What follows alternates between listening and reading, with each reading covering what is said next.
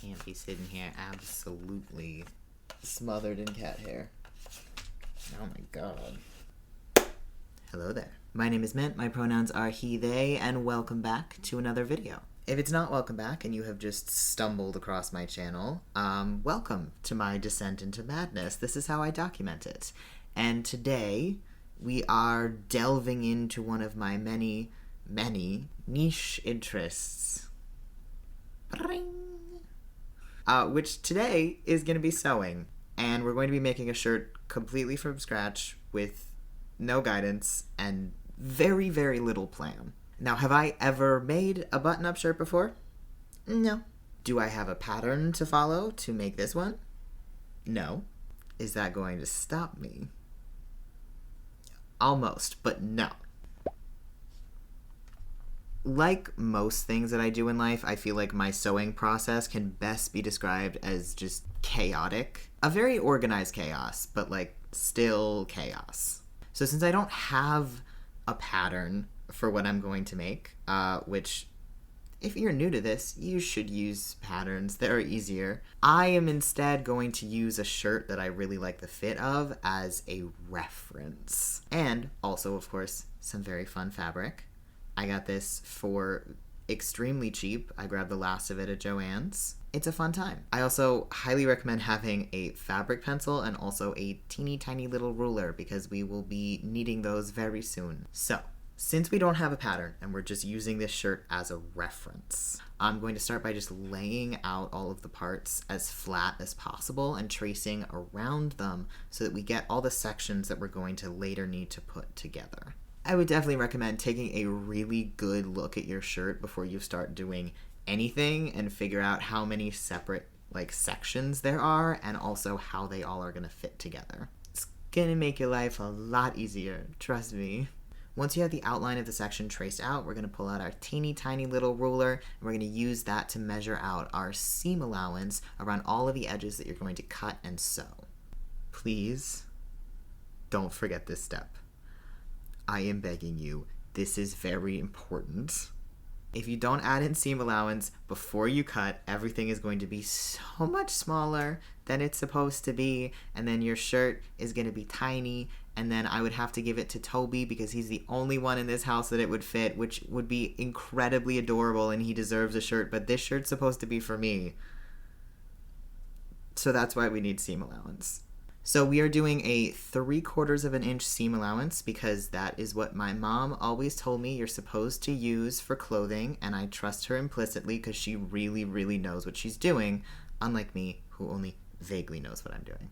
I, for one, personally have never forgotten seam allowance and then had to re-cut out an entire thing I was making and then almost not have enough fabric to be able to recut out the whole thing, and it was an incredible nightmare, and I never want that to happen again. Because it never happened in the first time at all. That would never happen to me. Not even once. Definitely not twice. Moving on. Oh, and an important note, the only place that you are not going to measure out seam allowance is along a fold. A fold is usually going to be the center of a piece that's symmetrical on both sides, and you'll fold it open, and it'll just be the middle of that. So you're not sewing along that edge, so you don't need a seam allowance. The difficult thing with using a full shirt as a reference rather than just using a pattern is that sometimes you have to do some really weird wiggling to be able to trace all of the sides of a section. It is not the easiest thing in the world, and you might mess up when you do it, and that's fine, and you can just try again. Never be afraid to double and triple check before you start cutting anything. Measure twice, cut once, I think is the saying. Measure 4 times. And then we get to cutting out all our many pieces. Don't forget any of them. Also, if you don't have a pattern but you're using a shirt for reference that you don't ever actually wear, maybe you don't like the fabric of it or something, I would highly recommend taking a seam ripper and just pulling it apart at the seams, because then you're going to have very flat, easy to look at, easy to reference sections of the shirt. You'll be able to tell more easily where everything connects to each other. That is absolutely the easiest way to do this. I, for one, really like the shirt that I'm using as a reference, and I want to keep wearing it and not pull it apart and put it back together again. So I'm going to not do that. I'm going to do it the difficult way, because of course I am.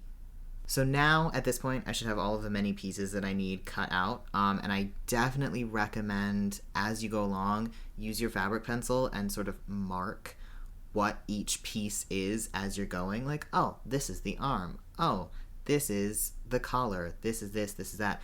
If you're doing this over multiple days, or even just multiple hours, you might pick up a piece and go, I have no idea what this square of fabric is. So make your life easier and label. Now it's time for the fun part, sewing. Almost, actually. First we have to pin and also figure out what order that we are sewing everything in. And then we can sew. I truly do not have a way to explain how I figure out the order to sew something in. I just kind of go backwards in my head and try and figure out what would need to be attached before I could then attach the next thing. And then I hope that it works. And every once in a while I go, well, I can't do that. And I have to go back a couple of steps and be glad that I have a seam ripper. But most of the time it comes out in the end looking okay. And that's all we can ask for. So in this particular case, we are starting with the back of the shirt. The back has two parts to it. It's got a top part and a bottom part, so we're just attaching those together to start. One of the cardinal rules of sewing that you need to know if you're putting something together is sewing right sides together. If you don't know what that means, the right side of the fabric is the side that you want to see on the outside of the garment. So in our case, it's the side that has the pattern on it. And the wrong side is the opposite side that you're going to want to end up inside of the thing that you're making so you don't see it. When you're sewing two pieces of fabric together, you're going to want to lay them on top of each other so that those right sides are touching, and the only thing you can see that you're going to sew on are those wrong sides on the outside. We are now going to do a ton of back and forth from pinning to sewing to pinning to sewing to pinning to sewing forever and ever into eternity.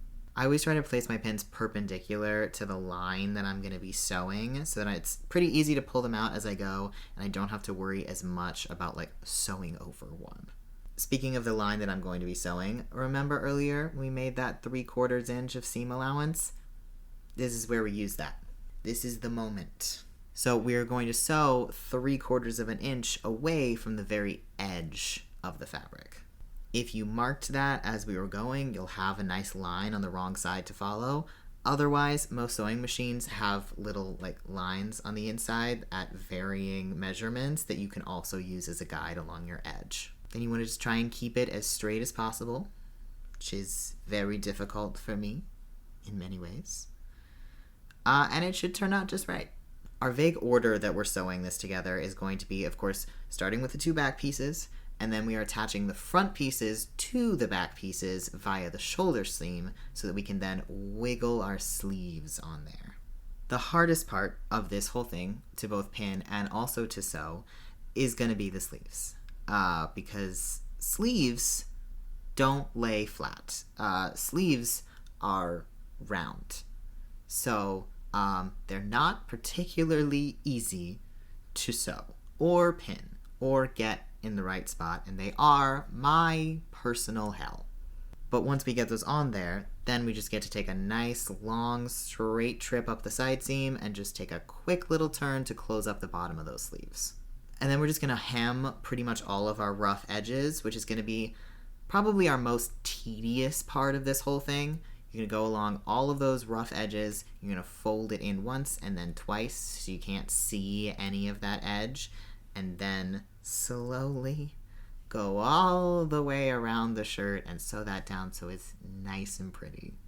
The only spot that we are going to leave with that rough edge is right around that collar area, because we're going to deal with that in a sec. Also, don't forget to hem the inside of your sleeves. That is very easy to forget because they are separate from everything else. Also, it's a huge pain because round.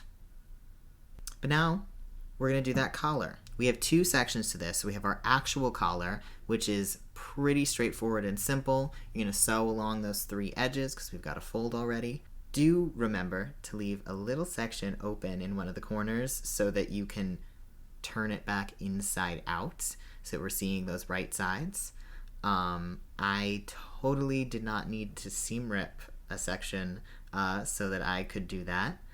But yeah, just leave a little bit open. Then we're going to take our section that is going to attach the collar to the shirt itself. We're going to close off those ends and turn them inside out. And then we're going to hem in the rest of those rough edges. The top half of this is going to attach to the collar. We're going to pin that very carefully, and then we're going to sew right in that hem line that we already had. I think some people call that stitching in the ditch. Which you just have to do very carefully so it looks like it's all one line rather than like 2 messy lines next to each other. And then we're going to do the same thing on the other side and attach that to the shirt itself, covering up that last rough edge. We're in the home stretch now. All that we need are buttons, and for those buttons to function, we also need buttonholes. I did bring out my reference shirt for the last time to figure out exactly how many buttons and where they needed to be placed for this. Then I picked what size buttons I wanted to use, and then I used some pins to mark how big my buttonholes need to be for those buttons to actually like fit through them. That's important. And then I'm just making those buttonholes. I personally am using the buttonhole settings on my sewing machine. If you don't have that, I don't know what to tell you. I'm sure there's a way. I don't know it. And then last but not least, I'm just sewing on the buttons. I'm not using the machine for this. There's no way to do that as far as I know. So it's just slowly putting all those buttons on there. And then we're done. That's it. It's a shirt. A whole shirt. I am super happy with how this turned out.